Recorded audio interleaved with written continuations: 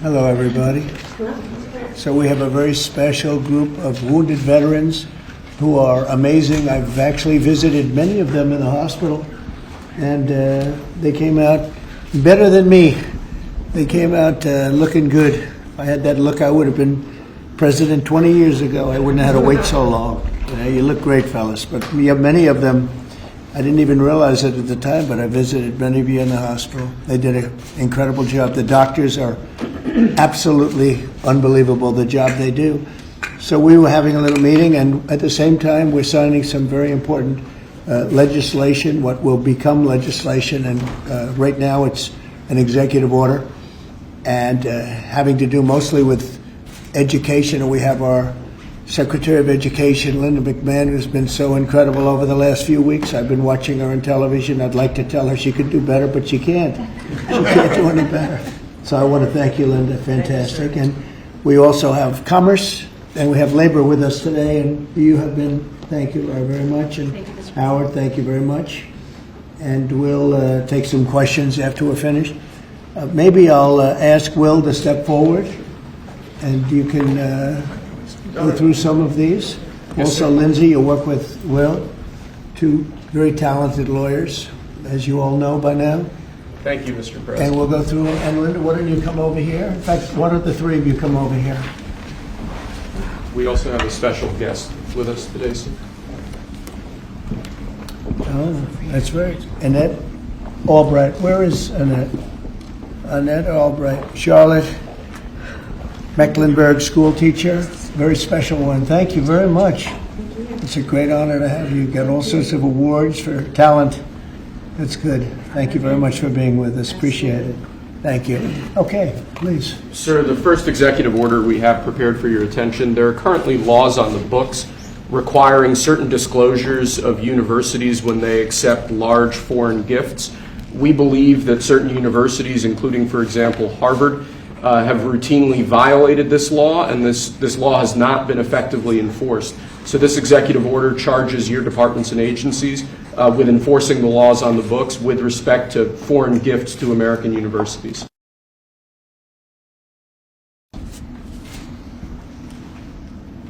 Thank you very much. We'll put it right here.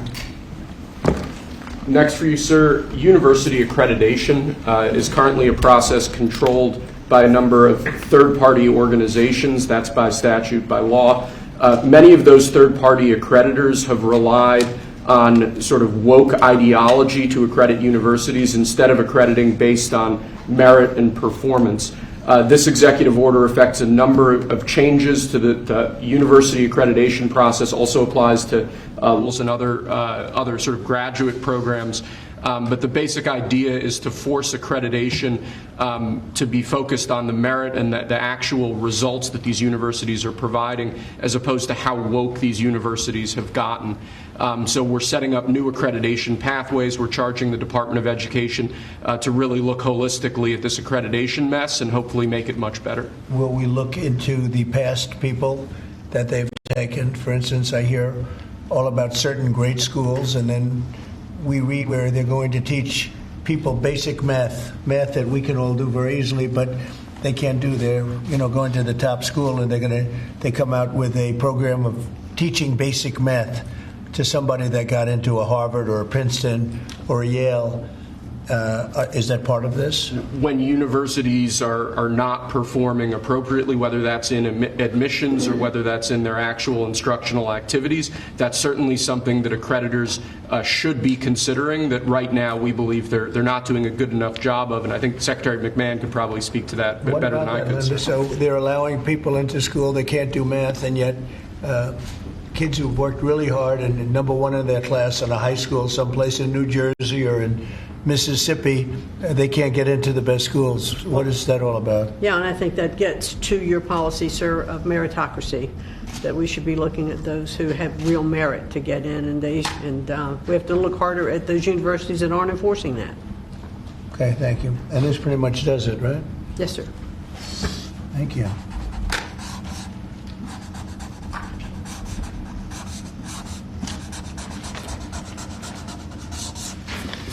Okay.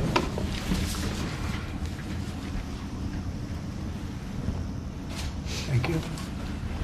Sir, during your first administration, you made promoting historically black colleges and universities, HBCUs, a major priority.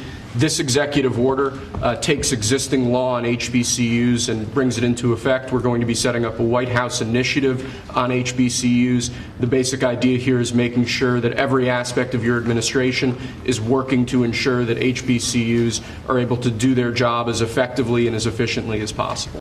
Okay.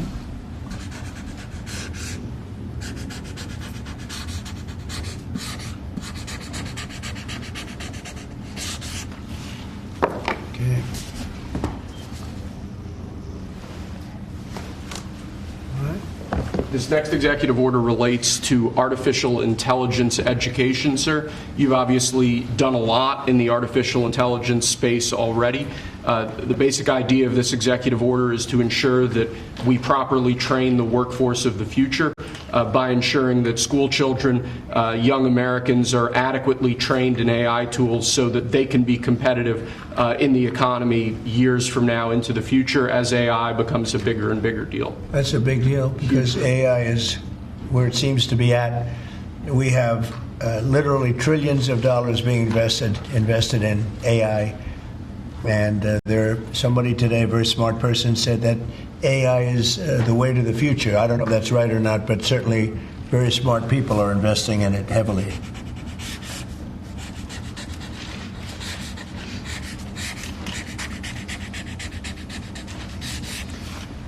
Good.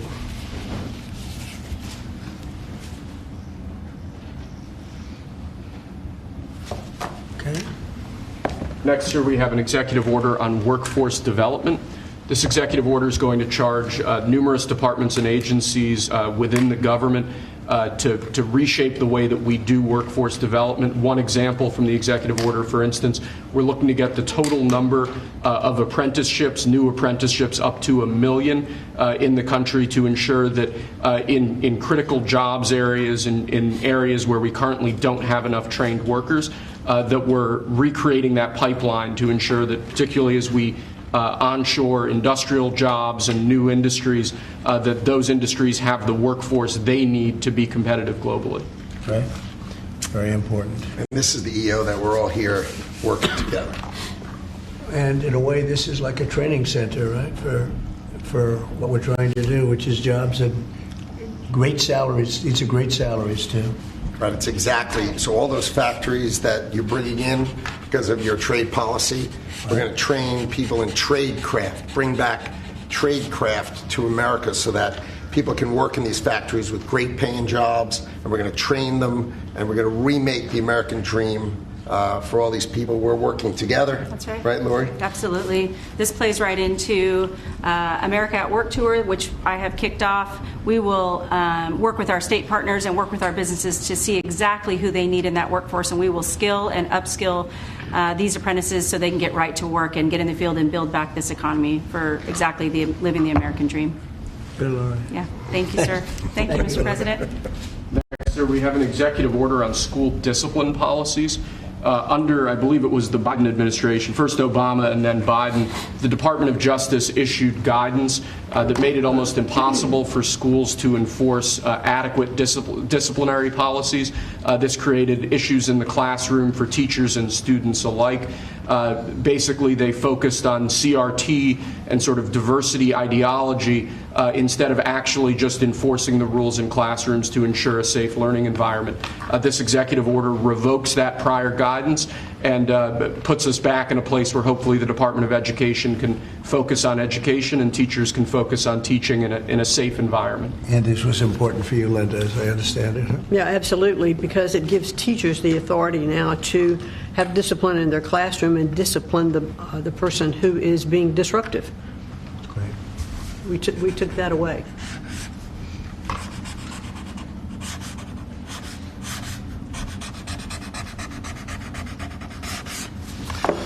Okay.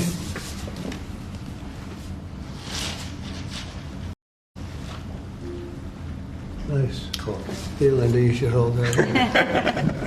Lastly, sir, we have an executive order on disparate impact theory. This is a theory that underlies a lot of the modern DEI and CRT-driven diversity culture. The basic idea here is instructing your departments and agencies to no longer rely on disparate impact theory as they're regulating, as they're issuing guidance, as they're making rules. We want to focus on results. We want to focus on actual fairness. We want to focus on merit, not things like disparate impact theory and the whole sort of diversity, equity, and inclusion cult. It's getting out of that, huh? Yes, sir. After being in that jungle for a long time.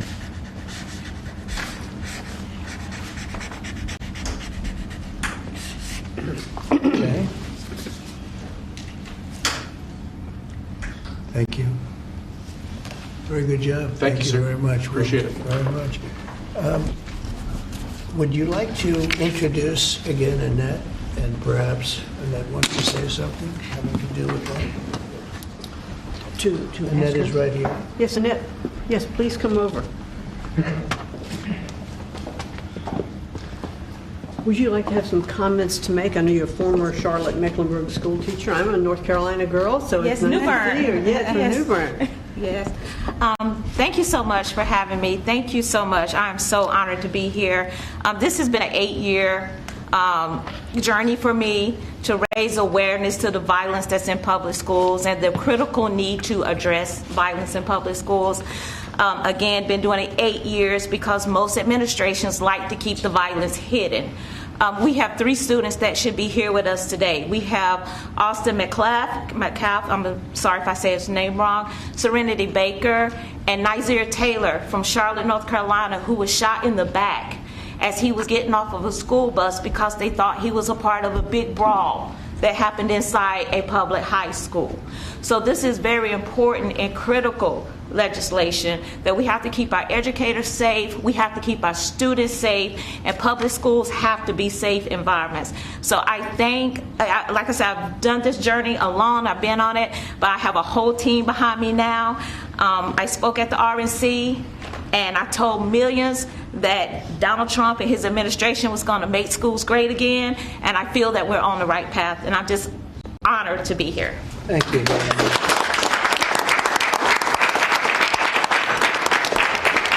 giving this to our great vets that are with us, and is it okay if I give her one? What do you think? Thank you. very much, Thank you so darling. much. I Thank you appreciate it. very Thank you. much. Thank you. What an honor. Great job. Could I ask Sarah to speak, Gerardo? Yes, sir. Thank you. Tell Thank us you. a little bit about these great gentlemen. These heroes, Mr. President, are extraordinary. This is my husband, Michael, and so many of our dear, dear friends who are here today. Right. Many of them have met you, sir, in your first administration in the hospital, many times at Walter Reed. Right. And they've had long recoveries. Tomorrow, for my husband, marks 15 years since he was wounded in Afghanistan. Wow. And on that day, about 6 years ago, he had his 120th surgery post-Afghanistan. Oh, wow. And you came to see him at Walter Reed, and so many others. And we saw great reform in the VA. Access, same-day access to prosthetics, mental health care, and we know that that is back. We're going to, these gentlemen were saying, Alex here earlier was saying, in the last few years when he's gone to get a wheelchair, the VA has asked him, this gentleman, they've asked him to prove that he still has his injuries, as though maybe his limbs would grow back. And they unfortunately did not. Yes, and we've seen that many times. And so we're excited for you bringing back the VA accountability, Mission Act, community care, that were the hallmark of your first term. And we're so excited, sir, to be here. We're honored to be here. And thank you for all you do for our nation's heroes. Thank you. Who's that picture on there? That is Joe Biden, and it says, "Let's go, Brandon." I'm saying, what was that picture? That's great. I told him he wasn't allowed to ask you to good. sign it. That's very good. Well, thank you all very much. Would you like to say anything, fellas? There's a big chance you have a lot of good people watching that believe in you. They happen to be the media, but they believe very much in you, like I do. Anybody? Mr. President, we're very happy with the energy that this administration is bringing, and it's an administration that does what it promises, and so we're behind you. We believe in you, and I think we all love you. We got to speak for everybody. Thank you very much, and I'm going to get you a better hat. Say, I have better hats. That's a good one. That was the original. It was. That means he was there. I've been wearing it before it was cool. That's right. That's an early one. We'll save that one, though, right? Yes, Mr. President. Thank you. Anybody, please? I'd like to say. Oh, go ahead. I was Very nice. Thank you very much. It's true. Thank you. Sir Bennett just spoke, saved Michael Broder's life. And of course, he goes immediately to say thank you, as he was the one that saved Michael Broder, put him in the helicopter, and got him off the combat zone. Wow. So the selflessness of these men is unspeakable. That's great. So, Yeah, he's alive because of that man right here. That's very good.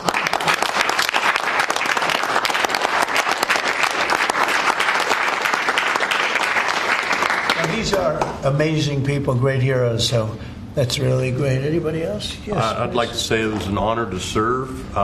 You are worth it. This country's worth it. And it's because of what Christ paid for. Thank you. And we have a spirit that people haven't seen in many years, at least 5. That they haven't seen. I think even then, because we've been through so much for the last 4 years together, it was so bad. It was so bad what they've done to the borders, what they've done all over the place, and it's really an honor to be with you, all of you. Incredible. And I'm going to give you these coins that are, I think you're going to really like them. I think they're the best. These are the best coins. And you have your choice. This is gunmetal. I don't know, soldiers like the black, but I think you like this one. It's okay. A lot of soldiers like the black. Here you go. What do you like? I'll go to black, Mr. President. Yeah. See, I told you. I have that. These are choices.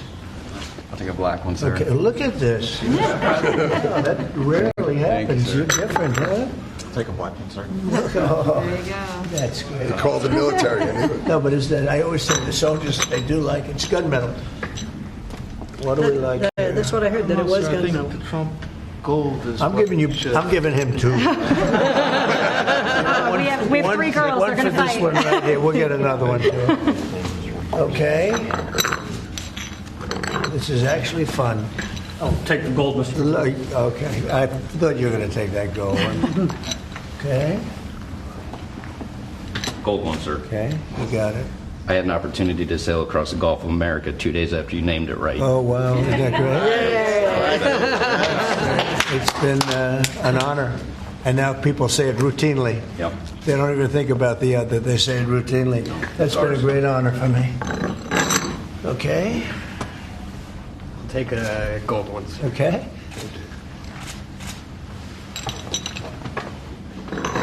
Almost even. I think gold has an edge. I would love a gold one, You sir. got it? Thank you so much. Thank The you. gold. It picked up at the end, right? So you all okay? That's good. So I want to thank you very much, and especially that's a great story. Yeah. Sir. So what do you think of a guy like that? Pretty good. Oh, we actually, him and him, we all served together. Wow. And Jared over there. So you And guys, I forgot. so you guys got hit, huh? Pretty good. You got hit. Pretty good. Amazing, We're in a pretty amazing. tough area in Kandahar, in the Arghandab River Valley, Right, right it's outside tough. Kandahar. Their unit had a more than 50% purple heart rate, sir, Wow. in 2010. You deserve it. You deserve that and more. We appreciate it so much. Brave, really brave, brilliant people. Thank you very much. Do you have any questions of the guys here? I want to say President. thank you to the veterans who are here. Absolutely. Thank you so much for defending us. And then I wanted to ask you, Mr. President, because you said you want to bring the tariffs on China down soon. How soon do you want to bring the tariffs on Chinese goods Well, that down? depends on them. We have a situation where we have a very, very great place. It's called the United States of America, and it's been ripped off for years and years. These people know it. We talked about it before you came in. We've been ripped off by every country in the world practically, and friend and foe. And we're not doing that anymore. So what's happened is Howard, how many countries have we spoken to already? 90. And they all want to make deals, and we're going to make deals, but they're going to be fair deals. They're not going to be rip-off deals. And you know, we were losing almost $5 billion a year. No country can do that. And now we have it down almost to even, maybe even better than even, because of the tariffs on cars and aluminum and steel. We have tariffs 25% on cars, aluminum, and steel. There's a rush to build new steel plants, a rush to build new aluminum plants, and a biggest rush I've ever seen, that we've ever seen, to build car plants. We have like 11 of them or something, big ones, where you guys maybe work. Maybe you won't want to work. You'll do something else instead of that. But if you like cars, you'd like to work at one of these plants, the biggest plants in the world. 3 of them have left Mexico before construction started, one of them during construction, and they're coming to this country. They're coming back. Don't forget, and we get along great with Mexico, but Mexico took 32% of our car building business. So it's amazing what's happened. Remember this number, anywhere from $3 to $5 billion a day. That's not $1 million, that's $1 billion a day. Nobody can even imagine it. And that's what we were losing. And, hence we have $36 trillion in debt and everything else.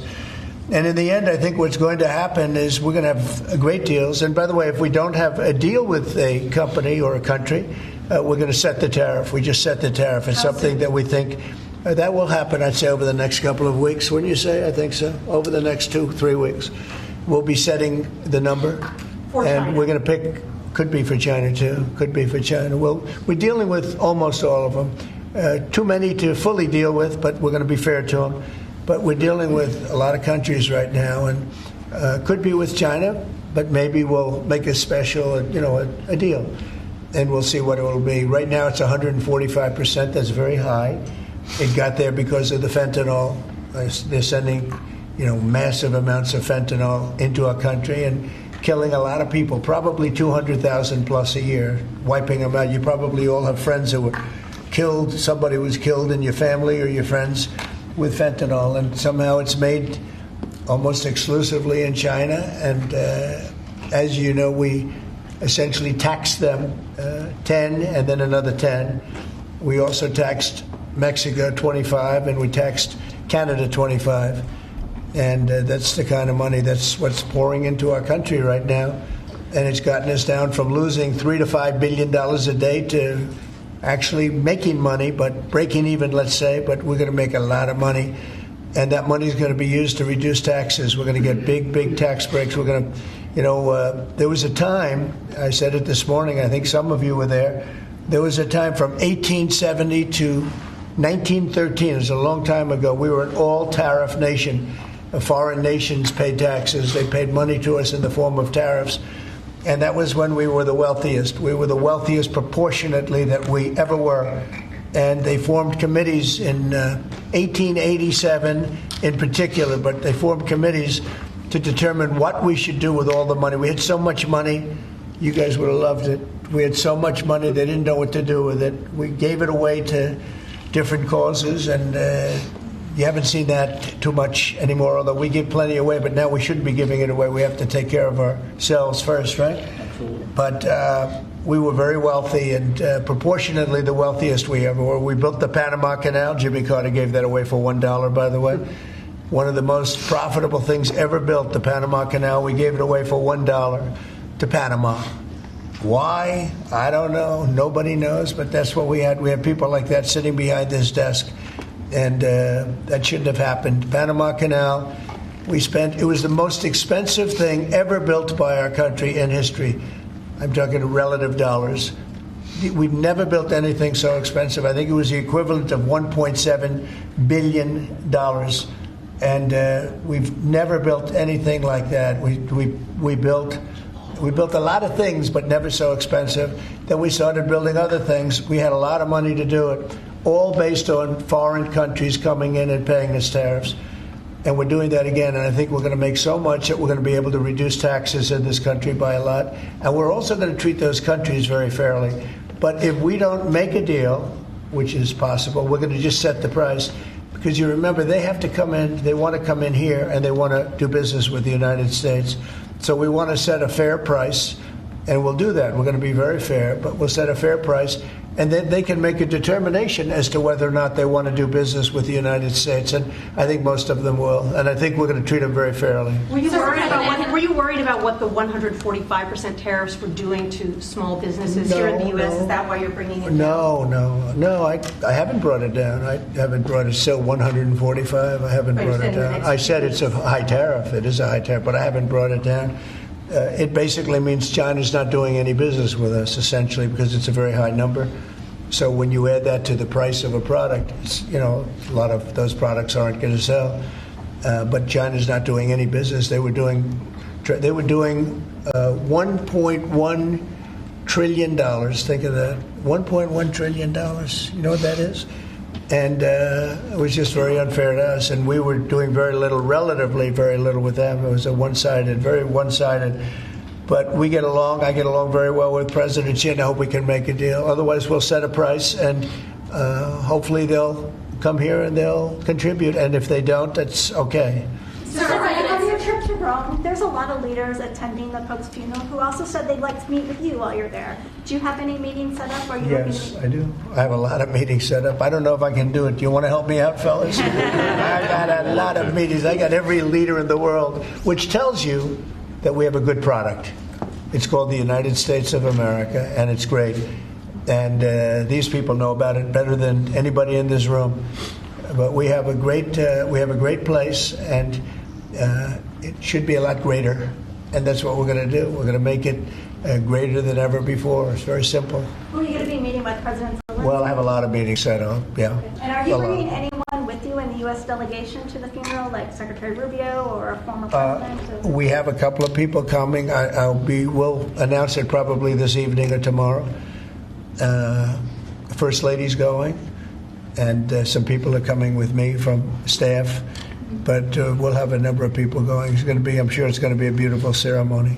Okay? I had one on Ukraine, but I wanted to ask you one about veterans since they are here today, and thank you for your service and sacrifice. I wanted to ask you about the cuts that have been made, including with the VA. Can you assure that veterans like these men here, those that have been suffering from mental health issues or burn pits, for example, will be taken care of? Yeah, very much so. In fact, they will tell you it's been better with me than any president in history. We had a 92% approval rating, which is unheard of, up 50 points from the previous administration in my first 4 years, and we're doing better now. And in fact, now they have something to call in doctor stuff where it's really become, modernized and great. We don't have to go and travel sometimes long distances to get to a clinic or get to the VA.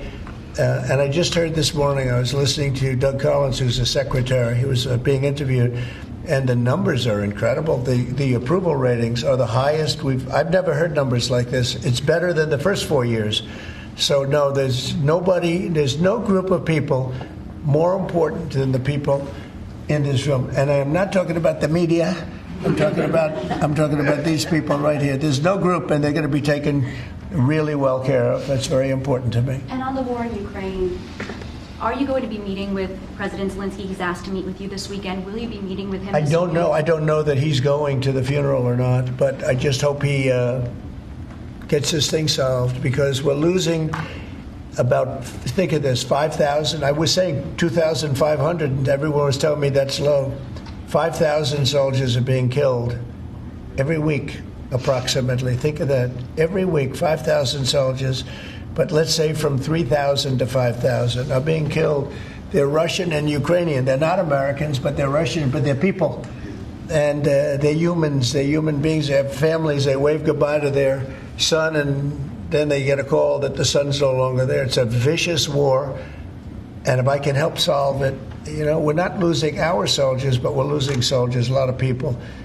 And if I can solve it because of a certain ability, that would be great. And if it doesn't happen, I will say that I think Russia is ready. And a lot of people said Russia wanted to go for the whole thing. And I think we have a deal with Russia. We have to get a deal with Zelensky. And I hope that Zelensky, I thought it might be easier to deal with Zelensky. So far, it's been harder. But that's okay. It's all right. But I think we have a deal with both. I hope they do it, because I'm looking to save. And, we spend a lot of money, but this is about a lot of humanity. This is the worst. I get the pictures, the satellite pictures. I've never seen anything like it, of the fields after some of these battles. It's horrible that it's going for nothing. We would have never had this problem. You would have never had that war if I were president. I guarantee you that. And for 4 years, you didn't have it. Are you going to meet with Vladimir Putin? Are you going to meet with Vladimir Putin in Saudi Arabia? It's possible, but most likely not. I think we'll meet with them shortly thereafter, though. What is Mr. Wickoff going to present to the Federal Reserve Chairman Jerome Powell, during the Biden administration in the campaign, with inflation raging, he lowered interest rates 2 times. That's right. Now, with 2 consecutive months of inflation being down, all economic theory you learn in the 8th grade says it's time to cut rates when inflation is down. You're right. He's not done that. Have you had any direct conversation with him? No, I haven't. I haven't called him. I might call him. I haven't called him, but I believe he's making a mistake by not lowering interest rates. And I think as well as we're doing, we'd do much better. He's keeping rates too high. He historically has been late, except when it came to Biden. He was recommended by a certain person that I'm not particularly happy with, but he will hopefully do the right thing. The right thing is to lower interest rates, so we'll see what happens. I think we're sitting on something that's going to be very good. With all the tariff money starting to come in, our country's going to be doing really well, and hopefully he'll be. We don't have inflation. Groceries are down. When I first came in, you people were there. They hit me with the first day that I was president. Somebody started screaming at me that eggs are up. I said, I just got here. And in the first week, they were going crazy. You remember that, Linda? Yes. They were going crazy. They're saying, egg prices are too. I said, I'm here for 1 week. Just leave me alone. This is a fake news media. And I said, what can I tell you? But Brooke Rollins, our Secretary of Agriculture, and a group working with her have done an amazing job. And egg prices have gone down 87%. Energy now is down $65 a barrel. They have some energy selling gasoline for less than $2 in a couple of states. Alabama, a couple of great states, but all over the country, it's way down from what it was 6 months ago, 3 months ago. And that has a lot to do with the war. When Biden allowed energy to skyrocket, it just skyrocketed. It was out of control. Russia made a lot more money because they make their money on energy. And I kept saying, he supposedly wants to end the war, but he lets energy go out of control. Well, I've gotten it. We are drilling like crazy right now, and we have it down to $65 a barrel. It went up to almost $100 a barrel. And at that number, Putin and Russia made a lot of money. So I think one of the reasons, I think he has a certain respect for me, but one of the big reasons is oil prices are down. I think this is a good time to get the war settled. Thank you. Thank you for that question. For those of us that live here in the district, you said when you came in you were going to make Washington, D.C. great again. Right. One of the issues we've got right now is we understand there might be an imminent deal between the owner of the Washington football team, whatever you want to call them now, Commanders, and locally in getting the Redskins back to D.C. and RFK Stadium. That's on federal property. Right. Are you going to be involved in that negotiation? Yeah. And would one of the stipulations be they change their name back to the Redskins? Oh, I see. Well, that's a little bit. Nobody's asked me that one. Look, I think when the Indian population is a great part of this country, a great heritage. And we were talking about Massapequa, Long Island, the Chiefs. They call themselves the Chiefs, or the Kansas City Chiefs. They're not changing their name. A great team, great people, great owners, great coach and quarterback. I love the quarterback, like his girlfriend too, and his wife. His wife is great. She's been a big fan. His quarterback's mother is incredible. I like that team. They're called the Chiefs, and frankly. I see nothing wrong with it. They call them the Warriors, and not that team, but a lot of other teams, and all of these Indian surnames and different names. And I'm saying that I think that's a positive thing. And when you go back to Indians, they polled this. They don't know why these names are being taken off. They're trying to. I think it's degrading to the Indian population, and it's a great population, and they like when they're called by various names. Now, Washington. The Redskins, perhaps that's a little bit different, but I can tell you that I spoke to people of Indian heritage that love that name and they love that team, and I think it's a superior name to what they have right now, and it had heritage behind it. It had something special. But a lot of the names having to do with, different places, not just Indians, but I think they changed the name of the Cleveland Indians. Why would you take the name Indians off the Cleveland Indians, and now it's called the Cleveland something else, right? Guardians. It just doesn't make sense to me. So we're about bringing common sense back to this country. And it may be popular or unpopular what I'm saying and I've just said to you. He's a nice guy. He got a lot out of me on this one, but I think most people agree with me. I think it really is demeaning to Indians. But to change the name of the Cleveland Indians, as an example, to the Cleveland Guardians is not the same, and I'm sure it has an impact on the team. Please. Sir, thank you, sir. Elon Musk said he'll be stepping back from his work with DOGE a little bit and only dedicating maybe a day or two a week to it. How long would you like to see that continue, and how involved would you like to see him continue to be after? Well, first of all, I can't speak more highly about any individual. He's an incredible guy. He's a brilliant guy. He's a wonderful person. I've seen him with his family. I've seen him with a lot of his children. He's got a lot of children. He treats them good. He loves his children.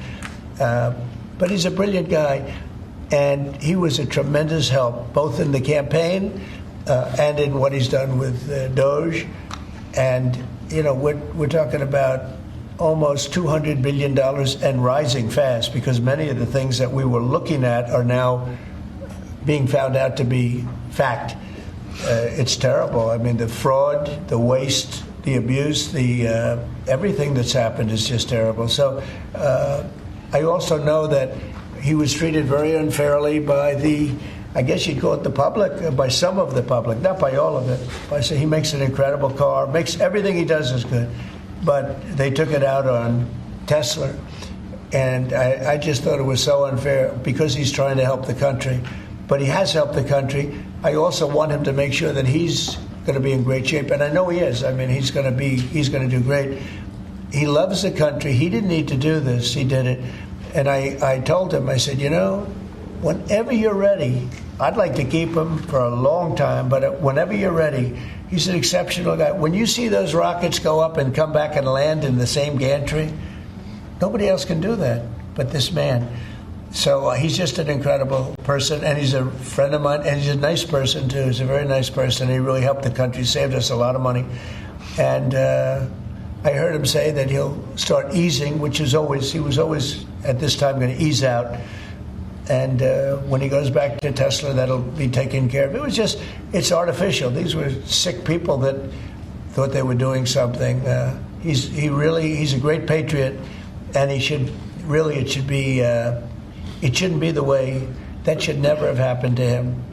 And I will tell you right now, he makes a great product. It's a great car. It's great everything. Starlink is great. What he does is good. He's doing medical things that are amazing. And we have to, at some point, let him go and do that. And we expect him to be doing it about this time.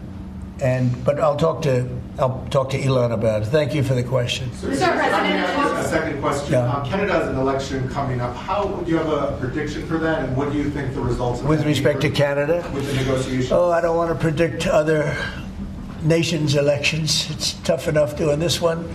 Look, I love the Canadian people. I like Canada, but it's costing us $200 billion a year to support Canada. $200 billion. And I say, why are we doing that? You know what? We can make our own cars. We have more energy than they do. We have more energy than anybody in the world. We don't need their lumber, obviously. We have more lumber. We have a lot of lumber. We have a lot of everything that they sell us. But in particular cars, they took a large percentage of the car making, and I want to bring it back to this country. I really don't want cars from Canada. So when I put tariffs on Canada, they're paying 25%, but that could go up in terms of cars. When we put tariffs on, all we're doing is we're saying we don't want your cars in all due respect. We want really to make our own cars, which is what we're doing in record numbers now. We're going to be at record levels in a very near future because of all the plants, the car plants that are being built. And I'd rather see them made in Michigan and made in South Carolina and made in different states, Tennessee. We have a lot of great car-making states, and we have some that aren't car-making yet, but they will soon be car-making states. And that's what I want to see for our country. At the same time, I want to help Canada. I have spoken to the current Prime Minister. He was very, very nice, I will say. Very nice. We had a couple of very nice conversations, very good. But I don't think it's appropriate for me to get involved in their election. Mr. President, if I may, this deal that you have with Russia, does it include recognizing Russia's sovereignty over Crimea? Well, everything is good. Look, I just want to see the war end. I don't care. If they're both happy, they both sign an agreement. I have no favorites. I don't want to have any favorites. I want to have a deal done. I want to save the lives. Now, with that being said, we're spending hundreds of billions of dollars through Biden. Biden should have never let that war happen. We're spending hundreds of billions, maybe $350 billion we've given to Ukraine. And we could use that money right here. So I'd like to see that. But most importantly right now is when I see the pictures, the satellite pictures of the battlefield, if I can stop that because of an ability I have to do things, I want to see if I can do that. Yeah. Mr. President, thank you. On tariffs, you just mentioned that 25% could go up on cars in terms of Canada. Does that mean that you're considering changes to the auto tariffs and auto parts? No, we're not considering it now, but at some point it could go up, yeah, because, again, we don't really want Canada to make cars for us, to put it bluntly. We want to make our own cars, and we're now equipped to do that. They took a lot of our car business. Mexico, too, took a lot of our car business. We want to make the cars here. I'm running this country. I'm not running Canada. And that's why I asked Trudeau, who I call Governor Trudeau affectionately, but I asked him, why are we spending $200 billion to support Canada, to subsidize Canada? And he was unable to answer the question. I mean, why are we doing that? And I have to be honest, as a state, it works great. As a nation, considering the fact that most of the nation, 95% of Canada, what they do is they buy from us, and they sell to us. They sell to us. If we didn't buy their oil, and we don't need their oil. We have more oil than anyone, but we don't need their oil. We don't need their lumber. We don't need their cars. We don't need anything. So I said, why are we doing this? Why are we spending $200 billion? It doesn't make sense. If we needed something, that would be a different subject. So I'm working well with Canada. We're doing very well. We're working on a deal. We'll see what happens. But again, why, representing this country, why are we spending $200 billion to support and subsidize another country? Because if they didn't have us, and if we didn't spend that money, as Trudeau told me, they would cease to exist. He said that to me. They would cease to exist, which is true, certainly as a country. And then on tourism, there's been a steep drop-off in international travel to the United States. It was down 12% last month, down even more from Western Europe. Why do you think that there are fewer people suddenly who want to travel to the United States? Well, there could be a little, there's a little nationalism there, I guess, perhaps. It's not a big deal, but, with the dollar being where it is, because, China would always fight for having a low dollar. Japan would always fight for having a low dollar, meaning a low yen, or in the case of China, the yuan. They'd always want to have, I'd speak to President Xi a lot. I'd say it's unfair that your yuan is so low. I'd call up a great man, Prime Minister Abe, great man, Shinzo, who was unfortunately assassinated. And I used to tell you, he was a good friend of mine. I used to say, Shinzo, you can't let your yen go down. It makes it very hard for us to sell tractors. It makes it very hard to us to get tourism. And our dollar is a little bit on the low side. And that means that a lot of tourism is going to come in. But I could see a little bit of nationalism at work. And I could see it likewise with us, not wanting to go to certain countries. But that will work out very Do easily. you think some people are scared to come here because they hear the stories of tourists who are detained for a few days or even a week or two? No, we treat our tourists great. We're the tourism capital of the world. There's no place like this. And there may be a little bit of nationalism, but I doubt it. I actually doubt it, yeah. Mr. President, has there been any direct contact between the U.S. and China trade at all? Yeah, of course. Yeah. And every day. Every day. And then secondly, would you support a millionaire tax? I think it would be very disruptive because a lot of the millionaires would leave the country. You know, in the old days, they left states. They go from one state to the other. Now with transportation so quick and so easy, they leave countries. You'll lose a lot of money if you do that. That would, and other countries that have done it have lost a lot of people. They lose their wealthy people. That would be bad because the wealthy people pay the tax. Okay? Sir, how did the talks today go in London? Do you think that the asks from Ukraine and I think they went well. I mean, you know, we got to get two strong people, two smart people to agree. And as soon as they agree, the killing will stop. But yeah, I think they went well, pretty well. So Mr. President, we understand that your economic team, many of them are here today, J.D. Vance, has negotiated what's been called a monster trade deal with India, like biggest one ever. Can you share with us what some of the framework of that might be? You said England. India. India? India. Oh. Muslim. They're not very complicated, these deals. It's about the tariffs. India charges almost more than any other country in the world. And believe it or not, we do very little business with India, other than the fact that I like the Prime Minister very much. He's a friend of mine. He was here 2 weeks ago, as you know. And we stood right outside at a news conference. Unfortunately, the grass was very wet. And it was very hard for people to stand on the grass. They got their shoes all ruined.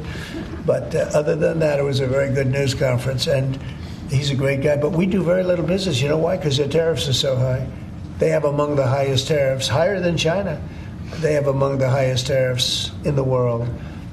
And I understand they're going to reduce those tariffs. But it's really sort of their problem, not ours. We do very, very little purchasing in India because and selling. We do very little selling. I mean, Harley Davidson, I said, how are you doing in India? This is about 6 years ago. They came to lunch as a great American company. They make the motorcycles. And I said, how are you doing in India, as an example? Well, we don't do any business there. Why? Because the tariffs are too high. I said, that's interesting. Well, what are you going to do? He said, well, we're going to build a plant in India. And that's what they did. I don't want that to happen. They were forced to build a plant. Well, essentially what we're doing is the same thing. Remember, there's no tariff when they build their plant here. And everybody wants to build because they don't want to. And the higher the tariffs go, the more likely it is they come in and build a plant. You know, I mean, if it's 25%, that's fine. If it's 50%, you'll get more plants. 75, you get more. At 100, you get more than that.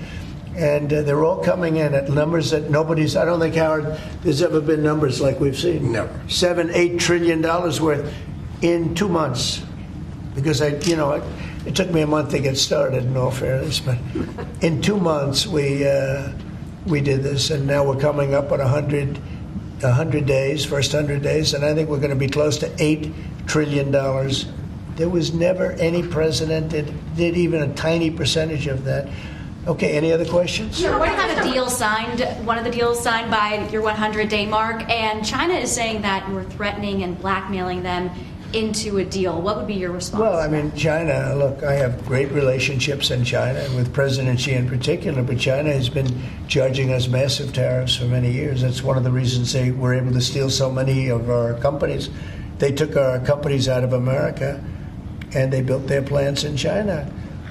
And one of those things, so now we're reversing it, but at levels that nobody's ever seen before. No, we're going to get along great with China, I have no doubt about it. Thank you very much, everybody. Thank you, press. Thank you. Present it out. Thank you.